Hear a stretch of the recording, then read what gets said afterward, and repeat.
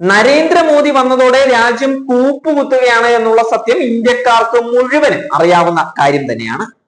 രാജ്യം പുരോഗതിയിലേക്കാണ് എന്ന് ആവർത്തിച്ച് പറയുന്നുണ്ടെങ്കിലും കണക്കുകൾ പരിശോധിക്കുമ്പോൾ മനസ്സിലാകുന്നത് രാജ്യം താഴേക്ക് തന്നെയാണ് പോയിക്കൊണ്ടിരിക്കുന്നത് എന്നത് തന്നെയാണ്.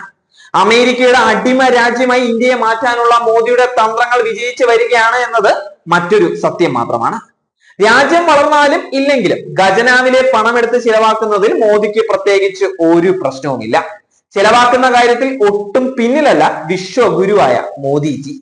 2022 മെയ് മുതൽ 2024 ഡിസംബർ വരെയുള്ള കാലയളവിൽ പ്രധാനമന്ത്രി നരേന്ദ്രമോദിയുടെ വിദേശ സന്ദർശനങ്ങൾക്ക് മാത്രമായി ചിലവായത് 258 കോടി രൂപയാണ്.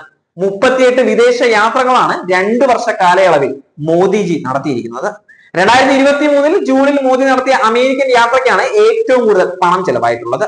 22 കോടിയിലധികം രൂപ വരും ഈ യാത്രയുടെ മാത്രം ചെലവ്. രാജ്യസഭയിൽ മല്ലികാർജുൻ ഖാർഗെയുടെ ചോദ്യത്തിന് മറുപടിയായാണ് വിദേശകാര്യ സഹമന്ത്രി പവിത്ര മാർഗരറ്റിയാണ് ഈ വിവരങ്ങൾ പങ്കുവച്ചിട്ടുണ്ടായിരുന്നത്. കഴിഞ്ഞ 3 വർഷത്തിനിടെ പ്രധാനമന്ത്രിയുടെ വിദേശ യാത്രക്കുള്ള ക്രമീകരണങ്ങൾക്കായി ഇന്ത്യൻ എംബസികൾ ചെലവഴിച്ച ആകെ തുക, ഹോട്ടൽ, ഗതാഗതം, മറ്റ് ചെലവുകൾ എന്നിവയുടെ വിവരങ്ങളാണ് ചോദ്യത്തിൽ ആവശ്യപ്പെട്ടിട്ടുണ്ടായിരുന്നത്. 2022 മെയ് മുതൽ 2024 ഡിസംബർ വരെയുള്ള കാലയളവിൽ വിദേശ രാജ്യങ്ങളിലേക്ക് നടത്തിയിട്ടുള്ള സന്ദർശനങ്ങളുടെ വിവരങ്ങളാണ് പുറത്തുവിട്ടിട്ടുണ്ടായിരുന്നത്.